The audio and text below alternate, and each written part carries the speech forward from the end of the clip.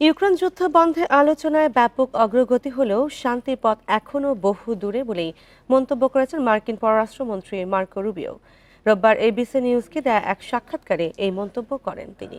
Rubio বলেন, কোনো শান্তি চুক্তিতে পৌঁছাতে হলে রাশিয়া ও ইউক্রেন দুই পক্ষকেই ছাড় দিতে হবে। শুক্রবার রুশ প্রেসিডেন্ট ভ্লাদিমির পুতিন ও ট্রাম্পের আলোচনায় শান্তি চুক্তিতে পৌঁছানোর বিষয়ে অগ্রগতি হয়েছে, তবে শুধু এক পক্ষের উপস্থিতিতে শান্তি চুক্তি সম্ভব নয়।